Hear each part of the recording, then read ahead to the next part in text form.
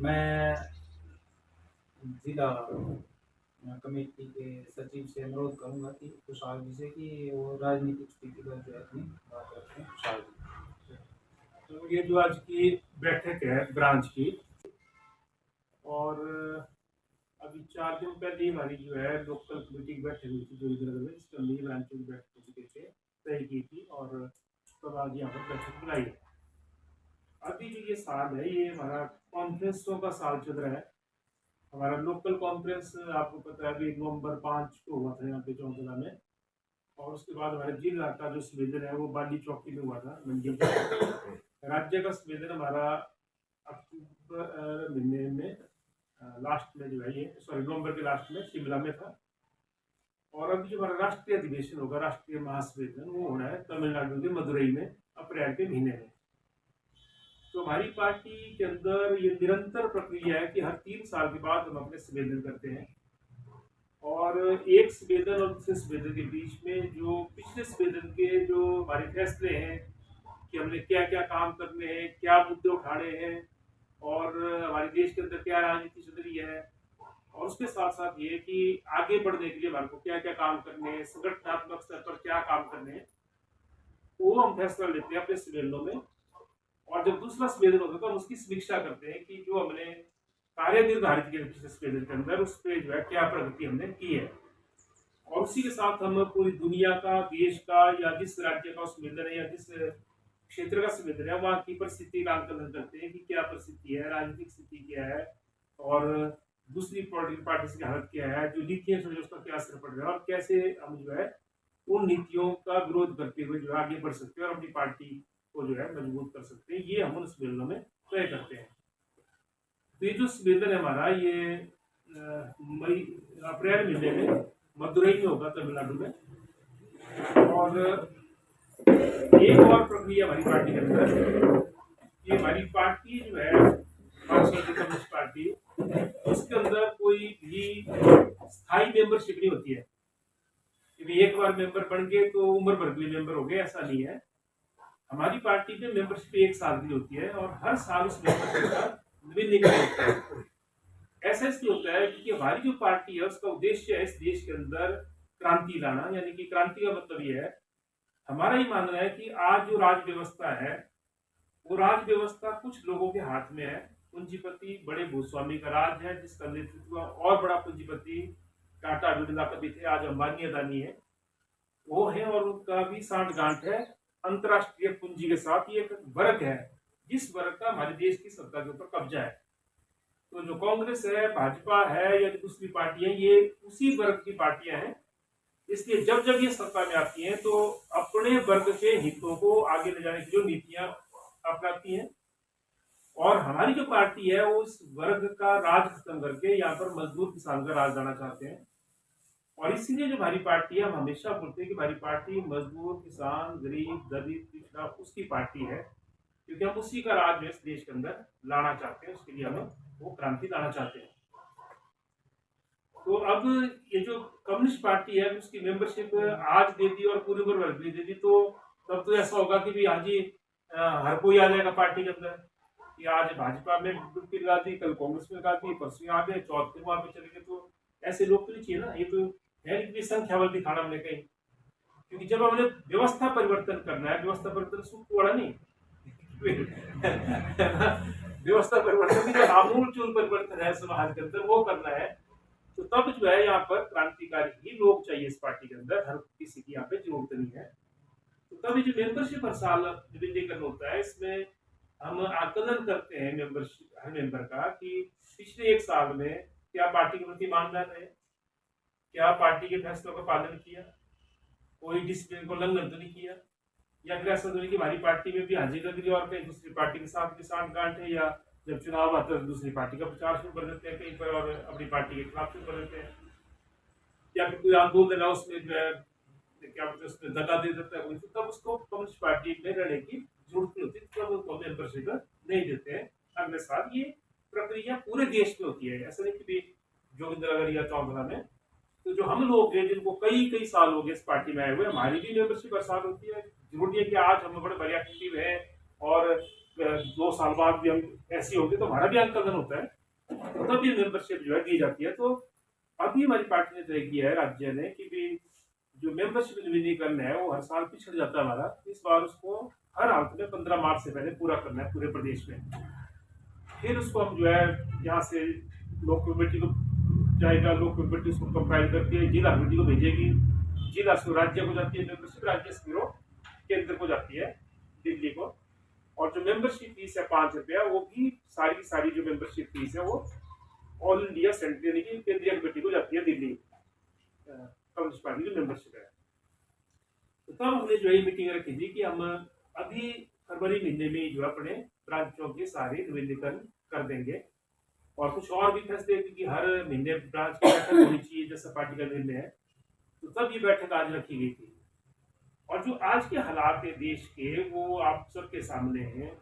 आज हमारे मुल्क के अंदर ऐसी सरकार है जो सरकार लगातार इस देश के जो धनासेठ हैं, बड़े पूंजीपतियों की सेवा कर रही है। वो सरकार इस देश के सारे संसाधनों को खत्म करके या उनको जो है प्राइवेट हाथों में दे रही है और जनता के ऊपर तरह तरह के बोझ लाद रही है। और जब जनता के अंदर आक्रोश पैदा होता है महंगाई से, बेरोजगारी से, या फिर जो और उसकी नीतियां सरकार की, उस आक्रोश को जो है ये जो भाजपा के नेतृत्व वाली जो सरकार है, खासकर मोदी की सरकार, ये जो है सांप्रदायिकता का सहारा लेकर के जनता का जो ध्यान है उसको डाइवर्ट कर देते हैं। यानी कि हिंदू मुसलमान का मुद्दा उछाल देंगे, कहीं गो हत्या का मुद्दा उछाल देंगे, कहीं साधु संतों का मुद्दा उछाल देंगे, कहीं बोलेंगे हिंदू धर्म के ऊपर भाई हमला हो गया है और अगर हिंदू को बचाना है तो जो है एक हो जाओ। असल में क्या है कि जो हमारे देश का कबाड़ा किया जा रहा है, एक तरह से जो जनता की सुख सुविधाएं छीनी जा रही है, जनता के ऊपर हमले बढ़ रहे हैं, आम जनता के ऊपर, उससे ध्यान हटाने के लिए सब कुछ करते हैं। इनको ना हिंदू धर्म से कोई लेना देना है, न इनको जो है कोई किसी उससे कोई लेना देना है। ये तो सिर्फ राजनीतिक रोटी सेकते हैं उसके नाम पर, क्योंकि लोगों की आस्था जिस चीज के ऊपर होती है ये उसको जो है भुलाते हैं। यही काम हो रहा है अभी महाकुंभ के नाम पर भी राजनीति कर रहे थे, है ना। लेकिन अभी वहाँ पोल खुल गई महाकुंभ में कि जो अव्यवस्था वहां पर है, कोई प्रावधान नहीं कर रखा है, लोग मर रहे हैं, भगदड़ में मर रहे हैं, कितने लोग मर रहे हैं। और जो लोग वहां पे रोजाना भुक्तभोगी है वो बोल रहे जी माफ करना पर दोबारा कुंभ में बताना, किसी ने महाकुंभ में बताना क्यों, क्योंकि व्यवस्था की गई है। और सारे साधु संत ने बाबे लगा दिए कि आओ जी जो नहीं आएगा उसको मोक्ष की प्राप्ति नहीं होगी।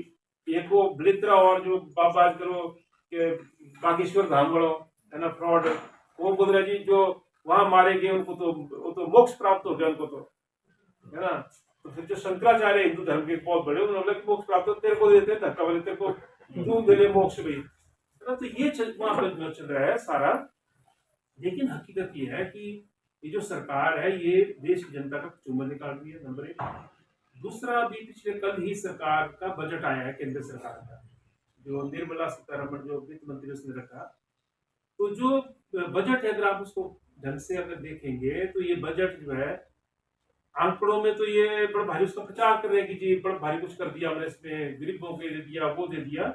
लेकिन असल में जो है ये बजट किसानों के खिलाफ है, मजदूरों के खिलाफ है। किसानों की लंबे समय से मांग है कि C2+50% यानी कि उपज का जो है 1.5 गुना दाम दिया जाए, उसके बारे में कोई प्रावधान बजट में नहीं है। किसानों की जो कर्जा माफी का सवाल था, जो संयुक्त किसान मोर्चे की मांग थी, उसके ऊपर कोई प्रावधान नहीं है बजट में। मनरेगा का जो बजट है वो एज इट इज रखा गया 86,000 करोड़ रुपया, जबकि मनरेगा में अगर आज 100 दिन के काम की गारंटी को भी लागू करना है तो कम से कम जो है 1,50,000 करोड़ रुपए से ज्यादा का आवंटन चाहिए मनरेगा में। लेकिन वो पीछे घटा दिया था, पिछले साल 86 कर दिया था, तो इस बार भी 86 ही रखा है। और जो औसत दिन है देश के अंदर मनरेगा के वो निकल रहे 45 दिन, यानी कि औसत 45 दिन का काम मिल रहा है पूरे देश के अंदर मनरेगा में, एक आदमी की, एक जॉब कार्ड धारक को या एक परिवार को। जबकि गारंटी है 100 दिन के काम की, कहीं कर दिया 20 दिन भी, राज्य करेगा तो 120 दिन की, लेकिन 45 दिन जो औसत निकल रहा है। तो उसका कारण बड़ा ये है कि तरह तरह के डंके लगाए गए हैं। और मनरेगा का जब आप बजट कम करेंगे तो स्वाभाविक है कि उतने बजट में जो है आप सबको रोजगार दे नहीं सकते। तीसरा इसमें एक महत्वपूर्ण ये है कि इस बजट के अंदर जो राज्यों का आवंटन होता है, क्योंकि राज्य सरकार को आवंटन होता है अलग अलग तरह का, उसमें भी कटौती की गई है। फिर एक वित्त आयोग का आवंटन होता है राज्यों को, क्योंकि बहुत सारी चीजों के ऊपर राज्य सरकारें निर्भर होती है केंद्र के ऊपर, ये कोई आज नहीं है, शुरू से आई है। तो जो राज्यों को आवंटन होता था उसके ऊपर भी वह कैंची चलाई गई है। तो हमारे देश का जो संघीय ढांचा है, यहाँ पे राज्य और केंद्र दोनों है ना, और केंद्र की जिम्मेदारी ज्यादा होती है पैसा देने के मामले में, तो उस पर भी कटौती की गई है। और एक और हमने देखा कि जो ये जो क्या बोलते हैं उसको, रसोई गैस वगैरह में भी कोई उसमें सब्सिडी लगाई गई है।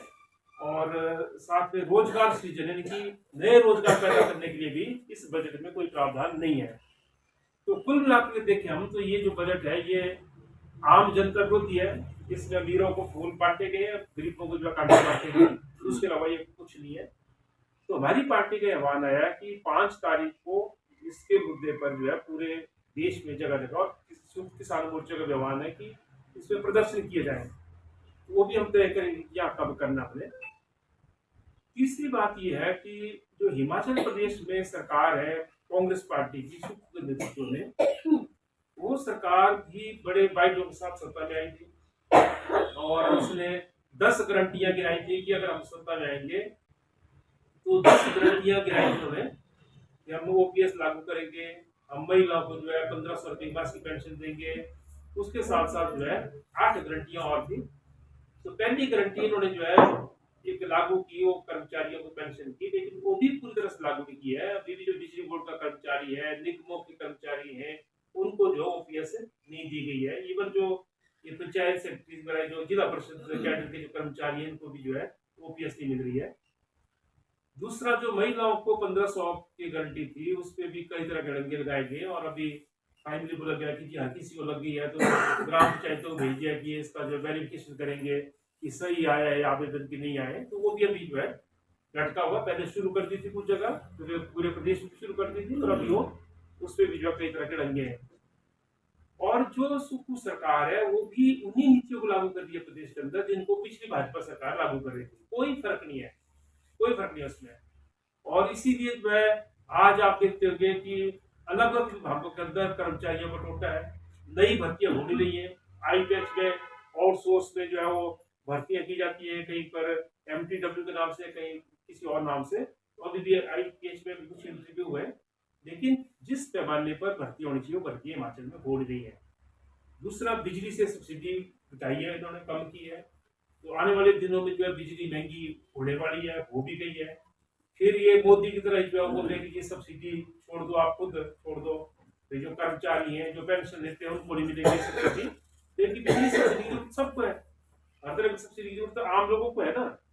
कर्मचारी भी बहुत बड़ा शेयर थोड़ी होता है, या कोई पेंशन धारक भी बहुत बड़ा शेयर थोड़ी होता है, पर वो जो है सब्सिडी। और धीरे धीरे जब ये एक सेक्शन खत्म करेंगे तो फिर जो है हमारे आपके ऊपर भी जो बिजली सब्सिडी की कटौती होगी, क्योंकि तब वो विरोध जो है नहीं रहेगा उस लेवल का, क्योंकि आप लोगों का नहीं करते बाहर, अगर इकट्ठा करेंगे सबको तब वो जो आंदोलन उठ जाएगा। तो ये तौर तरीका सरकारों का है।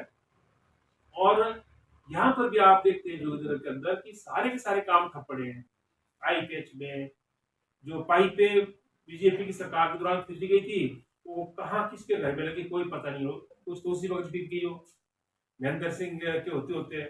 जैसे ही चुनाव आया, सारी पाइपें जो ढेर लगे थे जगह जगह कई ग्राउंडों में, वो कहीं नजर नहीं आते। तो ले गए लोग, जो ठेकेदार थे वही ले गए, उन्होंने बेच दी आके। किसी ने जो है घर की रेलिंग, घर की सीलिंग उससे बना दी, किसी ने जो है रेलिंग बना दी, किसी ने गौशाला की छतों से डाल दी पाइपों से। तो ये सारा हुआ। और अभी भी आप देखेंगे कि बहुत सारी जगह लोग बोलते जी पाइप बदलनी हमारे, है ना, पाइपें फट गई, तो आप पाइपें बदलने के लिए इनके पास जो है आईपीएच में भी पाइपें नहीं है कहीं पर भी। दूसरा, पीडब्ल्यूडी के अंदर ये हालत है कि पूरे बरसात में जो है पीडब्ल्यूडी महकमे के अंदर एक जेसीबी, जोगिंदरनगर सब डिवीजन में एक जेसीबी, रोड सब डिवीजन में। तो कोई भी सड़क जो बंद हुई, वो जो है इनके पास सड़क खोलने के लिए जेसीबी नहीं थी, क्योंकि प्राइवेट जेसीबी हायर नहीं की। तो एक जेसीबी कहाँ भेजनी। तो जितने पंचायतों की सड़कें जिसमें पहले ये जेसीबी भेज देते थे खोलने के लिए, अब बोलते नहीं जी पीडब्ल्यूडी की सड़क लिए तो हम नहीं भेजेंगे। तो वो लोगों ने खुद जो सड़कें खोली है। तो ये जो है बड़े जल्दी सरकार के खिलाफ भी आक्रोश लोगों में पैदा हुआ है। और इसलिए हमारी जिम्मेदारी बढ़ जाती है वो हो गया। उस वक्त एक अलग परिस्थिति थी जब वो लोकसभा चुनाव था। तब ये था कि भी जो भाजपा है वो देश के लिए खतरनाक है, क्योंकि उसने देश को लूटा भी और साथ में जो उसने संविधान को तोड़ने का भी उसने एक इरादा जाहिर किया था कि कमजोर तबकों की जो आरक्षण है या कई तरह की सुरक्षा है उसको खत्म करेंगे। 400 पार का नारा दिया इसलिए। तो तब जो है उस वक्त की जरूरत थी कि उसको सत्ता से बाहर करना है। तो तब यहाँ पर हमने भी उनको सपोर्ट किया कि वो जीत जाए उनके कैंडिडेट और वो हार जाए। तो उसका मतलब ये नहीं कि हमारा और कांग्रेस के बीच का कोई गठबंधन है, वो एक अलग परिस्थिति के लिए जो था। आज की तारीख में जो कांग्रेस की सरकार यहाँ पर कर रही है और जो मोदी की सरकार दिल्ली में कर रही है, यानी पूरे देश के पैमाने पर, उसके खिलाफ हमारी पार्टी को जो है लड़ना है। लोगों के बीच जाना, लोगों में आक्रोश है। तो आने वाले दिनों में जो मुद्दे हैं, चाहे पानी का है, सड़क का है, रोजगार का है, मनरेगा में रोजगार नहीं मिलता है, या कुछ और मसले हैं, इन मसलों को लेकर के जो है, और ठीक है जी, इन मसलों को लेकर के जो आने वाले दिनों में हम लोगों के बीच में जाएंगे और इस आंदोलन जो है करेंगे। ये में आप ये देखें कि हमारा भी लंबे समय से कोई संघर्ष नहीं हुआ है। सिर्फ गतिविधि हमने की यहाँ बीच में, लेकिन काफी टाइम हो गया जब कोई सड़क के मुद्दे पर या पानी के मुद्दे पर या डिस्पेंसरी के मुद्दे पर हमारा कोई संघर्ष नहीं हुआ है। और कम्युनिस्ट पार्टी ने अगर आगे बढ़ना है तो वो हमेशा संघर्ष से ही आगे बढ़ेगी। कई बार हमारे लोगों को भी गलतफहमी हो जाती है कि जी हमने बड़ा भारी कुछ बांट दिया, हमने साइकिलें बांट दी, वॉशिंग मशीन दिला दी, सोलर लैंप दिला दिए, इंडक्शन चूल्हे दिला दिए, इसको जीपे में दिला दिए, उससे बड़ा भारी जो है हमारे कितने वोट भी नहीं पड़ रहे हैं। हम तब भी समझाते थे कम्युनिस्ट पार्टी कभी भी वो कुछ बांटने बंटवाने से आगे नहीं बढ़नी, वो एक जरिया है लोगों तक पहुंचने का कि भी उनको कुछ बेनिफिट मिले, लेकिन उसके साथ साथ जो है अपने मुद्दों के ऊपर जो संगठित हो, संघर्ष करें। जो संघर्षों में हमारे साथ आएगा ईमानदारी के साथ, वही उसकी चेतना बढ़ेगी, वही हमारे साथ आगे तक चलेगा।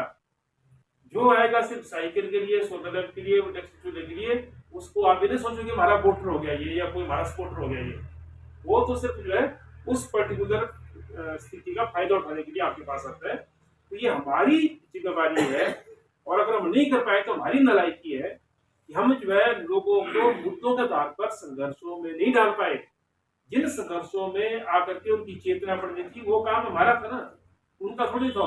वो तो अपने स्वार्थ के लिए चले गए, पर उन संघर्षों को अगर हमने तीखा किया होता है तो तब उनकी चेतना बढ़ती। तो ये काम हमारे को करना है अभी भी, कि अलग अलग मुद्दों के ऊपर जो है संघर्ष करना है ना। छोटा उसका मतलब क्या है? उसका मतलब ये है कि जो संघर्ष है वो चेतना बढ़ाता है। और इसलिए जो हम कई बार ऐसा मान लाते हैं कि वो बड़ा दुख है एक वोट नहीं कोई ज्यादा। वोट तो तब पड़ते हैं हमारे को ज्यादा जब हम हर गांव में, हर उसमें जो है पंचायत के मुद्दे उठा करके हम जो उनको संघर्षों में उतारेंगे। तो हमें समझना है कि बिना चेतना बढ़े कोई कम्युनिस्ट पार्टी के साथ नहीं चल सकता, क्योंकि वो तरह तरह से उसको जो है बरगलाया जाता है। तो जिसकी चेतना कम है, जिसमें समाज बदलने का जज्बा नहीं है, वो कभी भी जो है आपको छोड़ देगा। वो आज यहाँ है तो कल वहां पर है। कोई फिर बोलेगा कि जी ठीक है कोई बात नहीं मंदिर एक वोट दे दिया ना, जो है ना, तो घर 4 वोट तो जो है कांग्रेस सब या बीजेपी जो होनी चाहिए। फिर कह लो भाई जी तो सर पर भाई समर्थक है ना, तो किस जगह समर्थक है भाई? जब पूरी फैमिली के लिए काम कर रही है हमारी पार्टी, तो पूरी फैमिली होनी चाहिए समर्थक है। लेकिन वो चेतना नहीं है ना, तो यार चलो कोई बात नहीं, ऐसे दिलाएगा चलो एक वोट दे दिया ना जो, और जिन्होंने कुछ नहीं दिलाएगा सिर्फ दौड़ू पहिए देना, 4 वोट जाने घर। तो ये है, इसलिए हमारे को इस बात को समझना है कि हमें लगातार मीटिंगें करनी है, लगातार गतिविधियां करनी है, संघर्ष करना है, तब जो है हम आगे बढ़ेंगे। और इसीलिए जो है बड़ी से बड़ी परिस्थितियां बन जाती हैं, तो भी हमारे लोग मुसीबत में रह लिए, लेकिन वो बिके नहीं कभी ना। तो आपके सामने यहाँ पे कुछ उदाहरण है, कामड़ किशोरी लाल हुआ करते थे, प्रधान रहे, पीडीसी रहे, कई बार कईयों ने बोला कि आ जाओ आ जाओ आ जाओ आ जाओ, चाहते तो जा सकते थे, नहीं गए ना। वो क्यों नहीं गए? इसलिए नहीं गए कि वो कि हमने उनको टिका के रखा, कि हमने खींच के रखा कि नहीं जी तू संजाना है जिससे घंटे के बाद, तो चेतना थी ना समाज बदलने की। तो ये जो यहाँ लोग टिके हुए भी वो चेतना के आधार पर टिके हमारे साथ। जिसकी चेतना नहीं है वो जो है आज यह है तो कल जो है कहीं और चला जाएगा, है ना। जैसे क्या फायदा इसका, अब तो कुछ मिलना नहीं है ना, अब तो कुछ मिलना नहीं है। ऐसे कई लोग होते हैं, इसलिए जो है ये संघर्ष जरूरी है। तो ये है जिसके आधार पर कुछ चर्चा आप कर सकते हैं, फिर हम बढ़ते हैं आगे कि क्या करना है। और एक हमने और तय किया हमारी पार्टी ने, अभी आप तो देखते होंगे रोजाना एक संघर्ष चल रहा है हमारा किसानों का, और खास करके शिमला के इलाके में बहुत तीखा संघर्ष चल रहा है। और संघर्ष चल रहा है क्योंकि लगातार सरकारें जो रही है हिमाचल प्रदेश में, वो सरकारें बेदखली की मुहिम चला रही है किसानों के खिलाफ, कि बगीचे खाली कर रही है, कहीं पे किसी का घर बना उसको तोड़ रही है, कहीं पर जो है कोई और मान लो खेत बना दिया उसको कब्जे खाने की बारी है। और लंबे समय से चल रहा है 2002-3 से जो भी सरकार आ रही है।